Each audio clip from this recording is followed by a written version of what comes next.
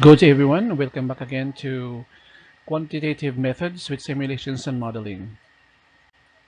This time we will be talking about variables and hypotheses with the following topics. We'll talk about types of variables, independent versus dependent variables, exploratory versus response variables, mediators versus moderator variables, extraneous variables, confounding variables, and then we have control variables, and we'll do some correlations versus causations, and finally we'll talk about writing hypotheses.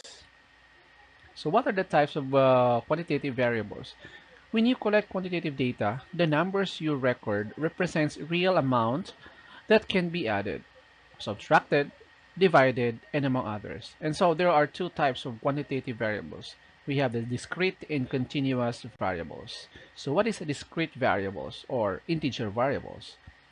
It counts of individual items or values. For example, the number of students in a class, the number of different tree species in a forest, and for the continuous variables or ratio variables, example, these are measurement of continuous or non-finite variables. Example, we have the distance, volume, and age. So, a categorical variables. Uh, Categorical variables represents groupings of some kind. They are sometimes recorded as numbers, but the numbers represent categories rather than the actual amounts of things. For example, there are three types of categorical variables. We have the binary, we have nominal, and we have ordinal variables. All right. So, what is a binary variables or dichotomous variables? So, what does the data represent for this? We have yes or no outcomes, one or two, or one or zero, or true or false. In other words, we only expect two outcome for a binary variables. Example, heads and tails in a coin flip, win or lose in a football, admitted or not admitted for an entrance examinations, or pass or fail, for example. Nominal variables, these are groups with no rank or order between them. Example, we have species names, colors, or brands. While ordinal variables, these are groups that are ranked in a specific order. For example, finishing place in a race, rating scale responses in a survey, such as the Likert scale. For example, we have for satisfaction level, we have, for example, not satisfied, we have less satisfied, satisfied, moderately satisfied, and finally very satisfied.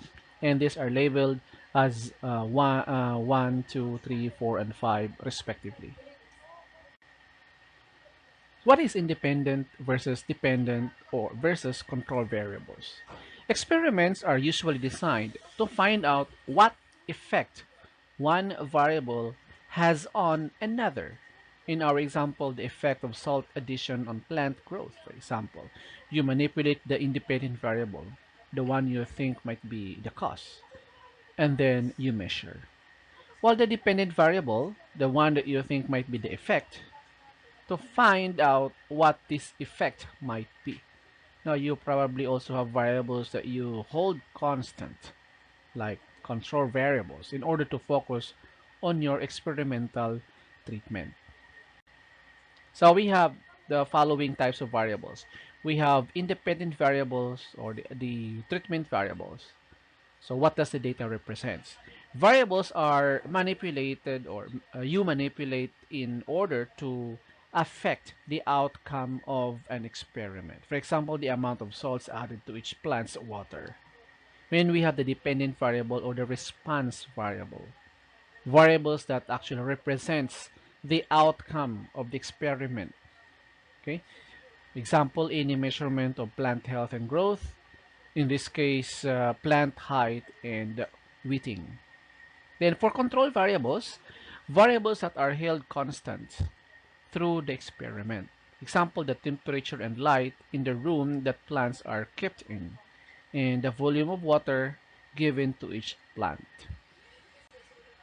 So we have here the two types, a variable, we have the independent and then the dependent variables.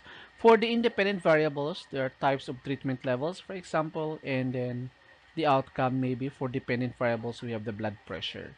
So example, for level 1, low dose of the new medication. So the outcome maybe is to change in blood pressure. And then for level 2, high dose of the new medication, maybe the outcome would be blood pressure is lowered. Or level 3, application of placebo, and so no change in blood pressure. So any different levels of the independent variables, or apply different levels of the independent variables, and so in the dependent variable that measures the effect of the dependent variable. So tips in identifying independent and dependent variables. So use this list of questions to check whether you are dealing with an independent variable.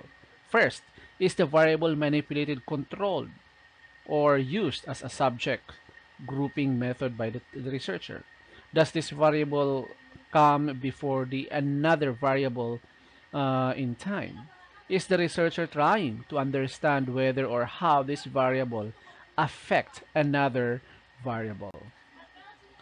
So how do you recognize for dependent variables? So check whether you're dealing with a dependent variable with the following questions.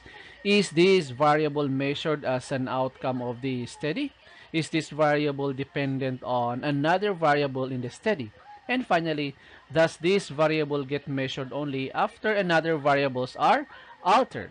So that's how you are going to determine whether this is dependent variable or independent variable. So let's talk about the explanatory versus response variables. So the difference between explanatory and response variables is simple. First, an explanatory variable is the expected cause, and it explains the result. Is what you manipulate or observe change in, for example, caffeine dose. A response variable is the expected effect, and it responds to explanatory variables. It is also what changes as a result. Example, reaction times. That is what we call as the response variable. So, for example, you're investigating whether there's a causal relationship between academic motivation and performance in 200 college students. So your explanatory variable is the academic motivation and the start of the school year. While your response variable is the GPA at the end of the school year, okay, the general weighted average. The academic motivation is assessed using an 8-point scale, while GPA can range from 0 to 4, 0, 1, 2, 3, 4. To visualize your data, you can plot academic motivation in the start of the year on the x-axis and the GPA at the end of the year on the y-axis. So each data point reflects the paired data of one participant. So from the scatter plot, you can see a clear explanatory relationship between academic motivation at the start of the year and the GPA at the end of the year. So some examples of explanatory and response variables. So let's talk about for our research questions. Does academic motivation predict performance? So the explanatory variables here will be the academic motivations. And the response variable is actually the GPA. Another question is that, can overconfidence and risk perception explain financial risk-taking behaviors? So perhaps the explanatory variables here will be the overconfidence and the risk perception, while the response variables will be the investment choices. Another question is that, does the weather affect the transmission of COVID-19? And so the explanatory variables will be the temperature, the humidity levels, the wind speed, while the response variable will be the reproduction rates of the COVID-19 disease. So let's talk about mediator versus moderator variables. A mediating variable or mediator explains process through which two variables are related, while a moderating variable or moderator affects the strength and direction of that relationship. So that's what you can see in the images here, wherein the independent variable is pointing towards dependent variable because we may say that any changes in independent variable may affect the outcome, which is the dependent variable. In between here, in which the independent variable is pointing towards the mediator variables, while the mediator variables is pointing also towards the independent or the dependent variable. Okay, in which the mediator basically here explains the process through the two variables are variables that are related. So while the moderating variable at the bottom here, okay, affects the strength and direction of the relationships between independent and the dependent variable. So another example is the sleep quality as an independent variable can affect academic achievements as a dependent variable through the mediator or alertness. In a mediation relationship, you can actually draw an arrow from an independent variable to a mediator and then from the mediator to the dependent variable. So the mediator is as go between for two variables. Alright. While mental health are the example, status may moderate the relationship between sleep quality and academic achievements. The relationship be stronger for people without diagnosed mental health condition than for people with them. So the moderator is something that acts upon the relationship between two variables and changes the direction or strength. So, what is a mediating variables? A mediator basically is a way in which an independent variables impacts a dependent variable. It is part of the causal pathway of an effect, and it tells you how or why an effect takes places. So if something is a mediator, number one, it is caused by the independent variable. Number two, it influences the dependent variable. Okay. Number three, when it is taken into account, the statistical correlation between the independent and dependent variable is higher than when it is actually considered. That is the rule of the mediating variable. So something like this one. So for example, the independent variable is the socioeconomic status. Anything that changes in the socioeconomic status of the parents might have an impact or changes in the outcome, such as the child reading ability. And so the parental education level basically serve as the mediator variable. In other words, researchers may say that the higher the educational level of the parents might have an impact to the reading ability of the child compared those who actually did not go to school. All right. So, in other words, moderating variables influences the level, the direction, or presence of a relationship between variables. It shows you for whom, when, or under what circumstances a relationship basically will hold. So moderators usually help you judge the external validity of your study by identifying the limitation of when the relationship between variables hold. For example, when social media use can predict levels of loneliness, this relationship may be stronger for adolescents than for older adults. So in other words, age is a moderator in this case.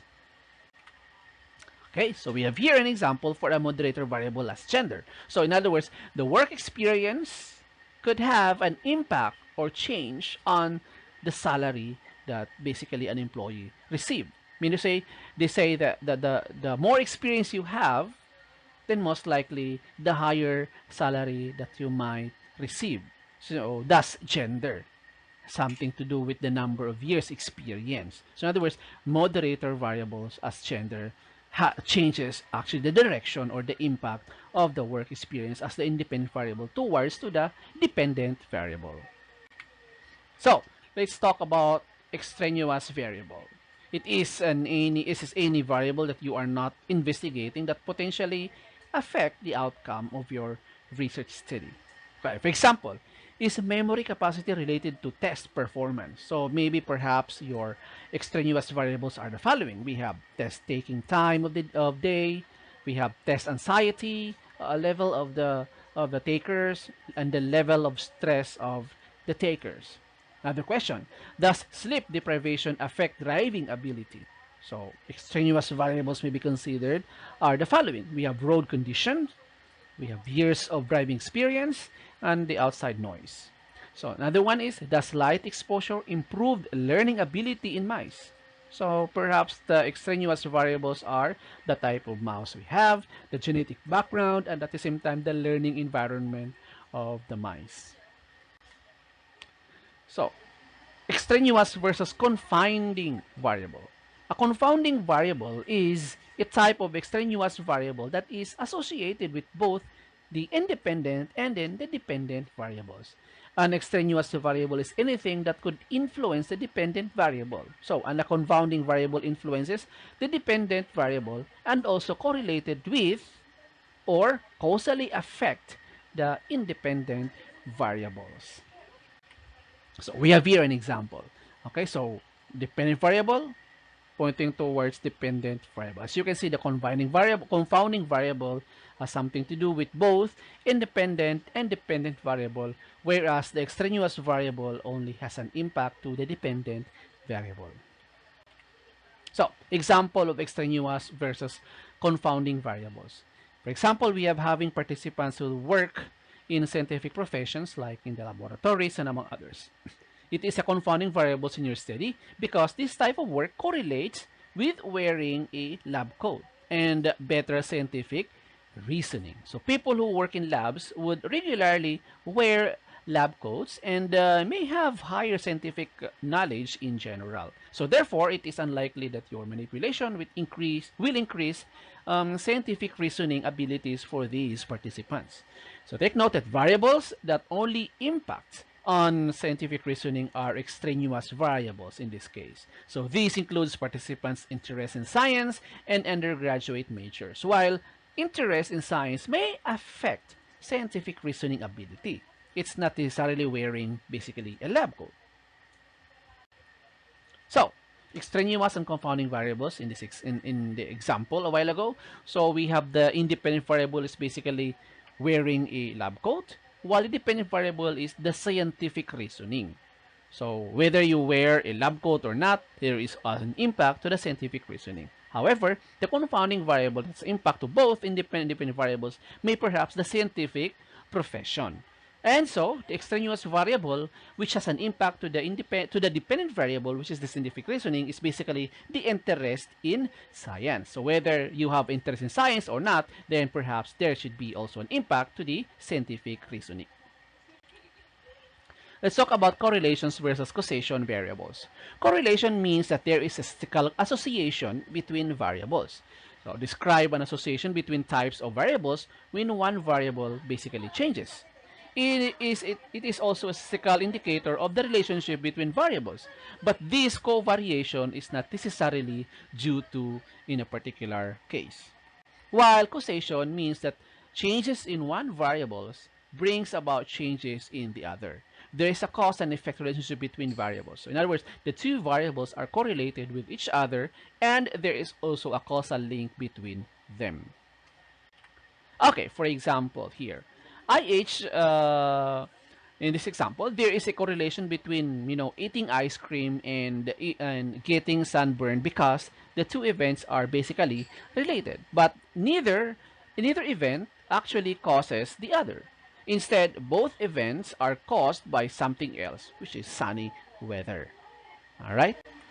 So in other words, correlations and causations are often confused because the human mind likes to find explanation for seemingly related events. So even when they do not exist, we often fabricate this explanation when two variables appear to be so closely associated with each in is dependent on the other. Now that would imply a cause and effect relationship where one event is the result of the another event. So how do we write? Having all of the cause and effect relationship, the correlations, so perhaps we can write hypothesis now. So hypothesis is a statement that can be tested by scientific research. If you want to test a relationship between two or more variables, then you need to write hypothesis before you write your experiment or data collection. So it states your prediction with about what your research will find. It is a tentative answer for your research question that has not yet been tested. So a hypothesis is not just a guess, it should be based on existing theories and knowledge. So it also has to be testable, which means you can support or refute if refuted through scientific research methods such as experiments, observations, and statistical analysis of data.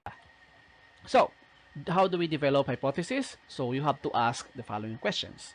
Writing a hypothesis begins with a research questions that you want to answer.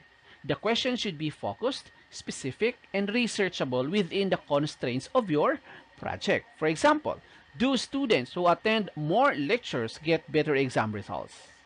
Okay. Another one. Writing hypothesis begins with a research questions that you want to answer. The question should be focused, specific, and researchable within the context of your project, such as, do students who attend more lectures get better exam results? Okay, so another one is to formulate your hypothesis. Write your initial answer to the questions is in a clear, concise sentence. For example, attending lecture leads to better exam results. So, with this, you have to refine now your hypothesis. So you need to make sure your hypothesis is specific and testable. There are various ways of phrasing hypothesis, but all the terms you should have clear definitions, and the hypothesis should contain the following: the relevant variable, the specific group being studied, the predicted outcome of the experiment or analysis. So let's have here some phrases for your hypothesis and three ways of writing it. So identify the variables. You can write a simple prediction in if-then form. So the first part of the sentence stated the independent variable, while the second part states the dependent variable. For example, if first-year students start attending more lecture, then their exam scores will improve. In academic research, hypotheses are more commonly phrased in terms of correlation or effect, where you directly state the predicted relationship between variables. For example, the number of lectures attended by first-year students has a positive effect on their exam scores. Also, if you are comparing two groups, the hypothesis can state what difference you expect to find between them. Example, first-year student who attended most lectures rather, will have a better exam results than those who attended few lectures. Number 6. So write a null hypothesis. If your research involves statistical hypothesis testing, you will also have to write a null hypothesis. The null hypothesis is the default position that there is no association between variables. So the null hypothesis is written as H sub 0, while the alternative hypothesis is H sub 1 or H sub A. So example for the null hypothesis: the number of lectures attended by first-year students has no effect on their final exam scores, while the alternative hypothesis could be the number of lectures attended by first-year students has a positive effect on their final exam results. So we have here some examples of hypotheses. Okay, for our research questions, what are the health benefits of eating an apple a day?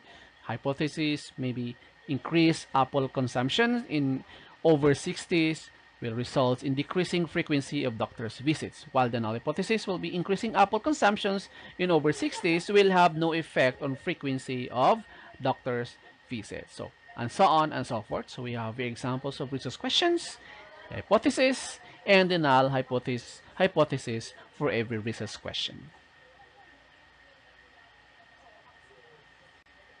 Alright, so these are the references and sources. I would like to commend the work from Scriber on these websites, Amplitude, and at the same time from the NCBI website.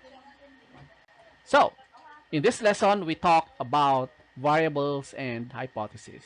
We talk about the types of variables. We talk about independent variables. We talk about explanatory, or rather exploratory versus response variables. We talk about mediator versus moderator, extraneous variables, confounding variables, control variables, correlations versus causations, and finally, writing hypotheses. With that, thank you very much for listening, and see you again next time.